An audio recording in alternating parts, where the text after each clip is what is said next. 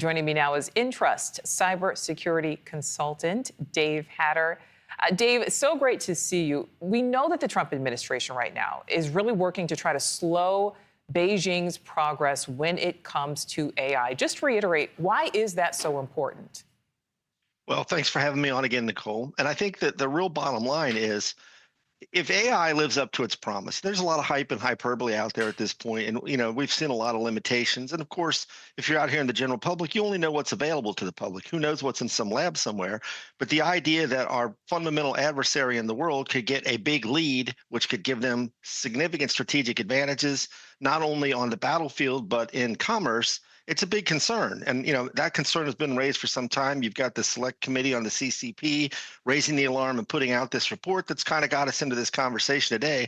I think it is a legitimate concern. And I think, as a country, especially as we seem to be in an increasingly adversarial relationship with the Chinese Communist Party, unfortunately, I think these are questions that need to be asked. And I think if you look at the recommendations the select committee is making, which is bipartisan, by the way, as a country, we definitely need to act on these things. So, Dave, do you think any potential penalties or restrictions will make a real difference? And I ask that based on what China may have already developed.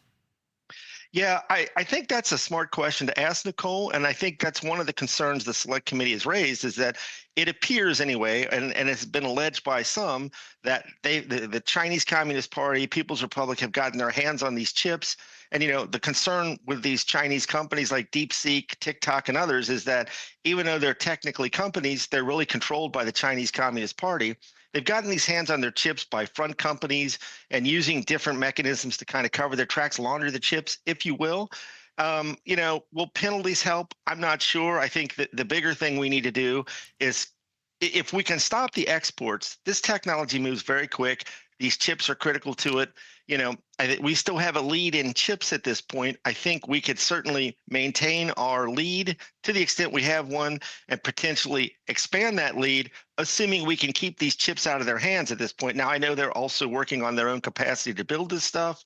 That's part of what this whole battle over Taiwan is about. So, hopefully we'll continue to do the right things in the U.S. to maintain our lead here. And, I don't want to be too hyperbolic. I don't want to say there's disaster that awaits or anything like that, but I do think it's in our best interest to ensure we continue to maintain a lead here, just based on our relationship with them at this time. Yeah, so, Dave, last question for you. A lot of Americans, particularly in many cases, those Gen X and older, are a bit hesitant of AI. Why does this AI race ultimately matter so much? Well, I think, Nicole, if you look at where we're at with things like robotics, right? If you haven't seen like the robots from Atlas, and there's another big story that hit the news recently. There's a Chinese company, Unitree, that makes robotic dogs similar to Atlas. One of the reasons why China is often in the crosshairs in the United States is theft of intellectual property and so forth. This robotic dog, researchers found that in it had backdoors that would allow remote control. You could access its cameras.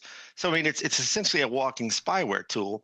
If you couple these robots with advanced AI, whether it's drones on the warfield or the battlefield, or it's, robots that could replace people's jobs and so forth, giving them a significant advantage like that, not only is a potentially economic issue for the United States, jobs, economic success and so forth, but if you get to a point where you have a drone battlefield capability that significantly outstrips ours, that's going to be a huge problem if and when we end up in a kinetic battle. I hope that never happens, but I think that's the fundamental concern, is that they would be able to operate much more quickly and we would have a hard time fighting against that. Yeah, and it's always better, if you stay ready, you don't have to get ready. All right. Yes. Dave Hatter, Yes. thank Good you. point.